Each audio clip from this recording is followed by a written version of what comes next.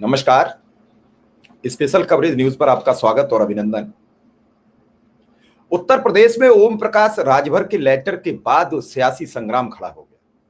ये सियासी संग्राम खड़ा हुआ आरक्षण को लेकर, पिछड़ों के आरक्षण को लेकर। जो ओम प्रकाश राजभर मैदान में आए हैं, उससे पूरे पीडीए के यानी पिछड़ों के नेताओं में हड़कंप मच गया। भाजपा बेहद परेशान है। धीरे धीरे पिछड़े लामबंद हो रहे हैं। उनके आरक्षण को लेकर जो सतही खबरें हैं, ऊपर ऊपर घूम रही हैं, वो असलियत नहीं है। अब बीजेपी क्या करती? तो फिर बीजेपी ने राजभर के कंधे पर बंदूक रख दी और राजभर ने तत्काल फायर कर दिया। आपको याद होगा कि राजभर को ब्रेन हेमरेज हुआ। क्यों हुआ? क्या किसी ने कारण जाने? बीते दिनों फिर एक दूसरे मंत्री को ब्रेन हेमरेज हुआ, दिनेश प्रताप को। उनका बेटा चीखने लगा कि इस बाबा की वजह से हो रहा है। बाबा कौन है? आप खुद समझदार हैं। क्या योगी आदित्यनाथ अपने मंत्रियों पर, अधिकारियों पर इतना दबाव बनाकर चल रहे हैं? कोई ब्रेन हेमरेज हो रहा है तो चीफ सेक्रेटरी छुट्टी लेकर भाग रहे हैं। क्या कारण है? क्या इसके बारे में कोई विचार कर रहा है? या अपनी आपाधापी में प्रदेश बर्बाद हो, लोग बर्बाद हों, धर्म, समाज और संप्रदाय में बंटकर हम आंख मूंद कर खुद को बर्बाद होते देख रहे हैं? ये आप तय करेंगे। ये जो तस्वीर है मेरे पास 6, मायावती जी है, केशव प्रसाद मौर्य जी है, अखिलेश यादव है, अनुप्रिया पटेल है, संजय निषाद है और ओम प्रकाश राजभर। 6 नेता दलित पिछड़े समाज से आते हैं। आरक्षण को लेकर पत्र लिखा ओम प्रकाश राजभर ने किसे? अनुप्रिया पटेल को। उन अनुप्रिया पटेल को जो आरक्षण को लेकर मुख्यमंत्री को 3 वर्ष से पत्र लिख रही हैं कि जो विभागीय प्रमोशन, विभागीय भर्तियां, उनमें आरक्षण विधिवत लागू नहीं है। क्यों लिखा उन्हें पत्र? क्यों लिखा उन्होंने मायावती को पत्र? क्यों लिखा उन्होंने अखिलेश यादव को पत्र? उन्होंने मोदी को पत्र क्यों नहीं लिखा? मोदी बदल सकते हैं, प्रधानमंत्री है। उन्होंने योगी आदित्यनाथ को क्यों नहीं पत्र लिखा? वो लागू कर सकते हैं, मुख्यमंत्री है। भैया, जो किसी काबिल नहीं है, वो खुद नहीं अपने विभाग में एक कुछ काम कर सकते हैं, दूसरे विभाग से कह रहे हैं भैया तुम कुछ कर डालो। संजय निषाद जो जातीय सम्मेलन हो रहे थे, और उत्तर प्रदेश में जातीय राजनीति कभी समाप्त नहीं हो सकती। उसके बड़े कारण है, हर जाति का एक एक धुरंधर ठेकेदार बैठा हुआ है। उसी जाति के नाम पर ओम प्रकाश राजभर यहां निकल के आए, संजय निषाद निकल के आए, अनुप्रिया पटेल निकल के आई, अखिलेश यादव के पिताजी मुलायम सिंह यादव निकल के आए, मायावती जी निकल के आई, केशव प्रसाद मौर्य निकल के आए।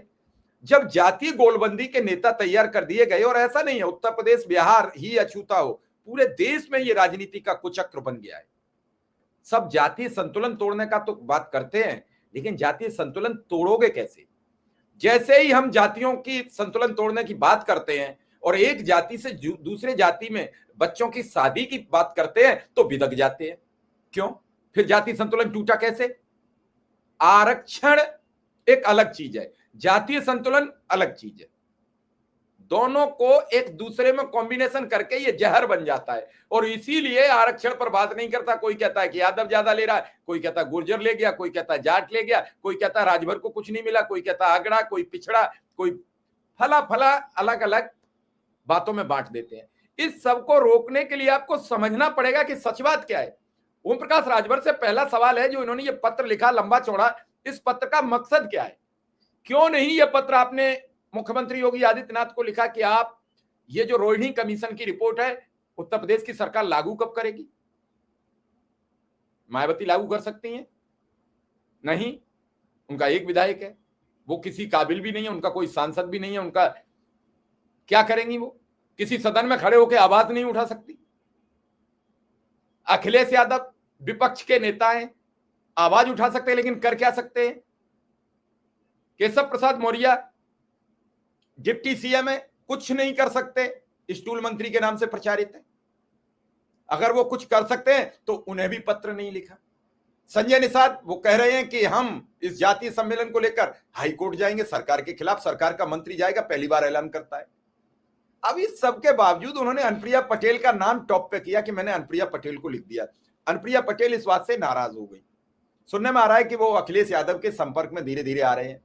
उनके पति भी कई बार कह चुके कि मेरी जांच ले लेगी ये सरकार, और उन्होंने एसटीएफ के बड़े अधिकारी अमिताभ यस है, उन पर अपनी हत्या का अंदेशा जताया।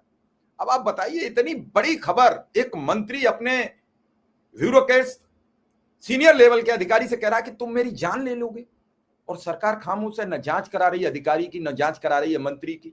क्यों? कहीं न कहीं कुछ बड़ा गोलमाल है, और इस बड़े गोलमाल में जो ईमानदारी का एक तमगा लगा दिया है यूपी की सरकार पर, केंद्र की नरेंद्र मोदी सरकार पर, अगर ये सरकार से गए तो इनके भ्रष्टाचार विख्यात होंगे। इतनी बड़ी भ्रष्टाचारी सरकार न दोबारा देखने को नहीं मिलेगी। अगर सही सलामत जांच हुई तो ये सब जेल के कटघरे में होंगे, और इसी जेल के कटघरे से बचने के लिए ये चुनाव आयोग, ईडी, सीबीआई, इनकम टैक्स सबका प्रयोग करते हैं। मीडिया खत्म हो चुकी है, मीडिया कुछ बोलती नहीं। मीडिया अभी जिताना शुरू कर देगी बिहार, और जितनी जिताएगी उतनी सीटें आ जाएंगी, सब देखते रह जाएंगे। ये खेल कौन रोकेगा? इसे रोकने की जिम्मेदारी इस भारतीय जनमानस की है। मैं ये आपसे पूछना चाहता हूं, क्या जो आवाज सरकार दे रही है, क्या मुसलमान को नहीं मिलता है? और जब उसको योजना मिलती है तो आप क्यों लड़ रहे हो? क्या जो आपको राशन मिलता है, क्या मुसलमान को नहीं मिलता है? मैं बड़ी तीखे सवाल आपसे कर रहा हूं। मुसलमान को नहीं मिलता है? मिलता है। तो फिर आप क्यों नाराज हो? सारी योजनाएं भाजपा की सरकार उन्हें दे रही है, रोक क्यों नहीं लेती? उन्हें वोट डालने का अधिकार रोक दो। अरे आप सरकार में हो, कौन रोकेगा आपको? आप रोज बुलडोजर चलाते हो, क्या कोर्ट तक नहीं रोक पा रहा है? सुप्रीम कोर्ट ने कहा, सर्वोच्च अदालत है इस देश की, उसने कहा कि बुलडोजर मत चलाइए। बरसों की मेहनत के बाद आदमी एक अदद मकान बनाता है, उसमें उसके सपने होते हैं, उसके बच्चों के सपने होते हैं। मकान अकेले का नहीं होता है, मकान में रहने वाले सभी लोगों का वो मकान हिस्सेदारी होती है, और उस हिस्सेदारी में उस बूढ़ी माँ का भी हिस्सा है, उस बूढ़े बाप का भी हिस्सा है, उस नवजात शिशु का भी हिस्सा है जो उसी छत के नीचे सोता है। और बुलडोजर एकाएक चल जाता है। टूटा क्यों? अमुक आदमी के खिलाफ एक केस दर्ज हो गया। बेघर कितने लोग हुए? उस परिवार के इर्द गिर्द जितने थे। कौन बोला? सर्वोच्च अदालत ने कहा कि भाई सबका तो दोष था नहीं, एफआईआर एक पर हुई, केस एक पर दर्ज हुआ, और वो अकेला तो उस मकान का मालिक था नहीं। लेकिन सुनी किसी ने? नहीं सुनी। और आप खुश थे कि अमुक जाति, यानी हम कह देते हैं खुलेआम हम तो कि मुल्ले टाइट हैं और हम खुश हैं। इस टाइट से क्या आपके बच्चे को रोजगार मिलेगा? क्या आपके बच्चे को आरक्षण की सुविधा मिलेगी? क्या आपके बच्चे को कल बीमार हो जाएगा तो अस्पताल में इलाज मिलेगा? आज प्राइवेट अस्पतालों में जाते हैं, पेट का ऑपरेशन होता है, पांव फाड़ देते हैं, पांव का ऑपरेशन होता है, पेट फाड़ देते हैं, कितनी लाशें रोज निकल के आती हैं। कभी आपने सोचा? लाखों रुपया का बिल बनता है, और जब आपका बच्चा स्वस्थ होकर आता है तो आप बिल पे कर देते हैं। किसी के साथ जब दुर्घटना घट जाती है तो वो बाहर खड़े होकर रोते हैं, फिर हम जैसे लोग तलाशे जाते हैं जो ट्विटर पर अभियान चलाते हैं कि लाश क्यों नहीं दी जा रही है, 5 लाख का बिल कैसे भरेगा, ये तो बर्बाद हो चुका है। कब आप लोग जागोगे? आपने देखा कि फर्जी दवाई सरकार ने कैसे पास कर दी बिकने के लिए, सरकारी अस्पतालों में कैसे आ गया वो कफ का सिरप जहरीला। 1-1.5 दर्जन मासूम बच्चों की जान चली गई। वो सिर्फ पहले दिल्ली से रोका गया। दिल्ली में जब आम आदमी पार्टी की सरकार थी तो यहां जब उसकी जांच कराई गई, फेल हुई तो रोक दी गई। फिर भाजपा शासित सभी राज्यों में वो दवा चली कैसे गई? क्या मजाक बना दिया देश को। जिसका जो काम है वो नहीं करोगे, सिर्फ एक काम करोगे, हिंदू मुसलमान के नारे पर देश को भ्रमित करके वोट लेते रहोगे और लोगों का रोजगार छीनते रहोगे। ये ओम प्रकाश राजभर की चिट्ठी या कूड़ेदान में चली जाएगी। कितना करेगी काम मुझे नहीं मालूम। हो सकता है मेरी बातों से कई लोग ना इत्तेफाक रखें, नाराज हो जाएं, मुझे भी कुछ अपशब्द कह दें, लेकिन क्या ओम प्रकाश राजभर ने इतनी हिम्मत जुटाई ये चिट्ठी नरेंद्र मोदी जी को लिखते, अमित शाह को लिखते, या फिर योगी आदित्यनाथ को लिखते और कहते कि कल तक लागू करो वरना परसों इस्तीफा दे दूंगा? क्या है इतनी क्षमता? नहीं। तो फिर इस चिट्ठी का मतलब क्या है? अब इस चिट्ठी से सभी पीडीए के नेता घबरा रहे हैं कि इसका लाभ किसे मिलेगा। कल अखिलेश यादव मिलने जा रहे हैं आजम खान से, जा पाएंगे कि नहीं अभी कोई तय नहीं है, क्योंकि बरेली में माहौल ठीक नहीं है। बरेली में उनका हेलीकॉप्टर उतरेगा, उसके बाद बाई कार जाएंगे। तो या तो वो हेलीकॉप्टर से उतरने के बाद बाईपास निकलेंगे जो हाईवे पे बना हुआ है और सीधे रामपुर चले जाएंगे, और अगर बरेली अंदर से निकले तो व्यवधान तय और अखिलेश यादव को रोक दिया जाएगा। हो सकता है उतरने ही न दिया जाए उनका हेलीकॉप्टर और वो वापस लखनऊ चले जाए। दोनों की बात हो जाएगी कि मिलने भी आए, उतरने नहीं दिया और वो वापस चले गए, या गाजियाबाद उतरे, गाजियाबाद से बाई कार जाए, मुरादाबाद उतरे या बाई कार जाए। दो ही रास्ते हो सकते, तीसरा नहीं। मुझे लगता है कि प्रशासन जहां तक होगा मुरादाबाद के नाम पर उन्हें सहमति लेगा उनसे। अब इसके बाद जो मुख्य बात है, 9 तारीख को मायावती की बड़ी रैली है काशीराम स्मारक स्थल में। बहुत समय बाद पहली बार मायावती अब जमीन पर उतरी हैं। 2012 के बाद मायावती विलुप्त होती चली गई, धीरे धीरे धीरे धीरे खत्म होती चली गई। राजनीति में जो पार्टी पूर्ण बहुमत की पहली सरकार बनाई 89 के बाद, 92 के बाद, क्षमा चाहेंगे, कल्याण सिंह के बाद, वो पार्टी एक विधायक पर आ गई। उससे ज्यादा कांग्रेस के विधायक हैं, 2 हैं। ऐसे में मायावती की परीक्षा है, और परीक्षा ये होगी, क्या आजम साहब जाएंगे बसपा में, हाथी पर सवार होंगे? मेरे अनुमान से बिल्कुल नहीं जाएंगे, क्योंकि आजम खान को जो कद, जो पद, जो सम्मान समाजवादी पार्टी में मिल रहा है वो किसी दल में नहीं मिलेगा। आजम खान बड़बोले हैं, वो कुछ भी बोल देते हैं, वो कुछ भी बयान दे देते हैं, लेकिन उन्हें झेलने की क्षमता मुलायम सिंह यादव में थी या फिर अखिलेश यादव। अभी उन्होंने देखो एक पत्र लिखा, कपिल सिब्बल को तत्काल राज्यसभा भेज दिया गया। उन्होंने एक पत्र लिखा, सहारनपुर के एक मुस्लिम नेता को एमएलसी बना दिया गया। ये सब चीजें बड़ी गंभीर हैं, इन्हें समझने की जरूरत है। तो जो लोग आज भी अंधकार में जी रहे हैं कि आजम साहब चले जाएंगे बसपा में, भूल जाए, आजम समाजवादी पार्टी में रहेंगे, और अब बुरे वक्त में वो अपनी पार्टी को तिलांजलि नहीं देंगे, जब उनकी वैल्यू नगण्य हो चुकी है। आज उनकी वैल्यू बहुत बची नहीं है। लेकिन इस दौरान कई सवाल खड़े हो रहे हैं कि आखिर ये पत्र करेगा क्या। पत्र में उन्होंने लिखा कि उत्तर प्रदेश की राजनीतिक लड़ाई में सामाजिक न्याय की नई ललकार। अब समय आ गया है कि सामाजिक न्याय समिति की रिपोर्ट को लागू किया जाए। उत्तर प्रदेश में ओबीसी के 27% आरक्षण को 3 हिस्सों में बांटकर प्रत्येक वर्ग को वास्तविक हिस्सा मिले। पिछड़े वर्ग को इस समय 7% आरक्षण मिलता है, अत्यंत पिछड़े वर्ग को 9% मिलता है, सर्वाधिक पिछड़ा वर्ग उसे 11% मिलता है। वो कह रहे हैं 9% तीनों में बांट दो। यह नारा सिर्फ रिपोर्ट लागू करने का नहीं है, बल्कि हर उस वर्ग की आवाज है अब तक विकास की धारा से वंचित रहा, जिनका हक अब तक दूसरे लोग खा गए हैं। अब यह अन्याय बंद होगा, अब हक और हिस्सेदारी का दौर शुरू हुआ, अब कोई पीछे नहीं रहेगा। आइए इस लड़ाई को और मजबूत करें, न्याय की मांग को हर कोने तक पहुंचाएं। यही सच्चा लोकतंत्र है, यही सामाजिक न्याय की ललकार है। वो इसमें किस कौम को टारगेट कर रहे हैं? सिर्फ यादव कौम। उनका कहना है कि एक जाति विशेष के लोग इस आरक्षण का लाभ उठा ले गए। मेरा मानना है कि ऐसा कुछ नहीं होता है। जो शिक्षित लोग थे वो आरक्षण पाते रहे। गांव के मजदूर को इस महंगी शिक्षा में पढ़ाई कहां करा पाता है अपने बच्चे को? आपको मालूम है कि सबसे ज्यादा जो ड्रॉप आउट बच्चों में होता है कक्षा 5 में होता है। क्यों होता है? क्या सरकार ने इस पर कभी विस्तृत रिपोर्ट मांगी? क्या सरकार ने कभी प्राइमरी स्कूल्स के आंकड़े लिए? दूसरा जो ड्रॉप आउट बड़ा है वो कक्षा 8 में है, और तीसरा ड्रॉप आउट जो हो जाता है वो हाई स्कूल में। इंटर तक गिने चुने लोग पहुंचते हैं, और ग्रेजुएशन और पोस्ट ग्रेजुएट में तो ना के बराबर परसेंटेज निकालोगे तो 10 के आसपास रह जाएगी। 90% लोग ड्रॉप आउट कर गए, वो पढ़े लिखे ही नहीं, तो अप्लाई क्या करेंगे?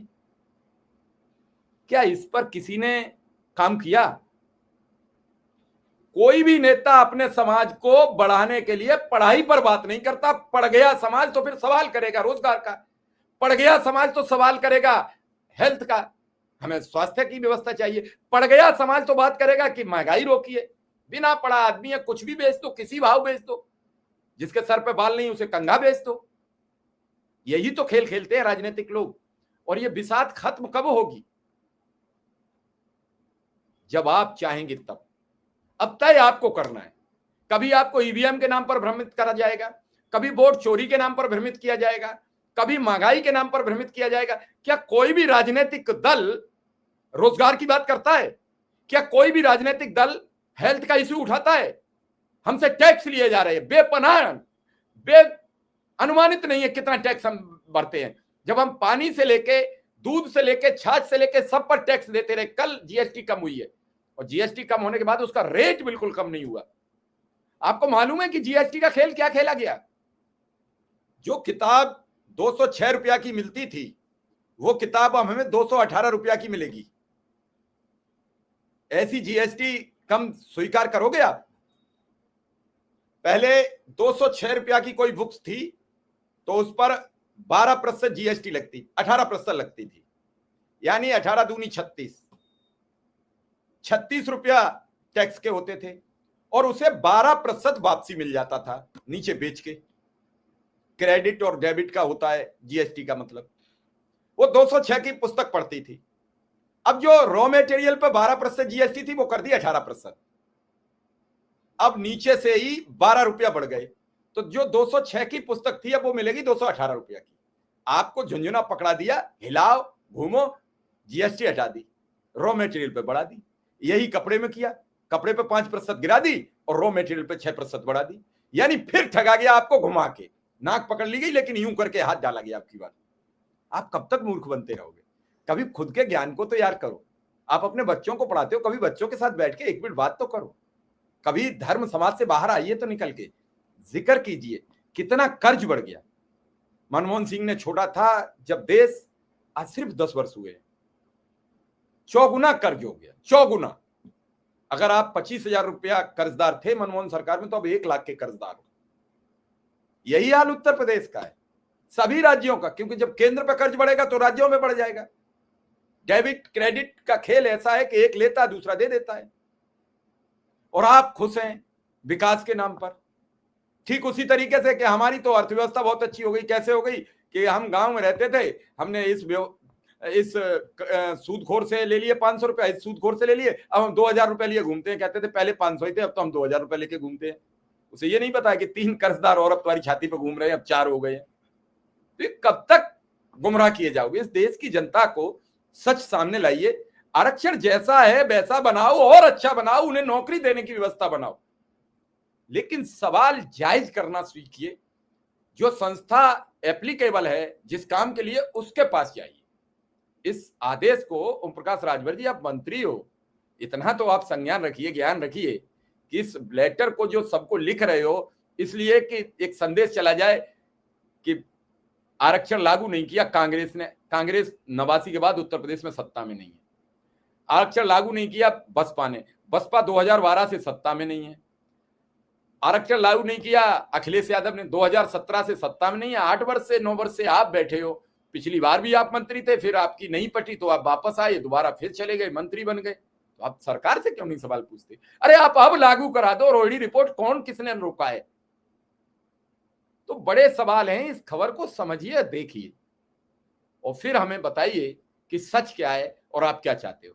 धन्यवाद, नमस्कार।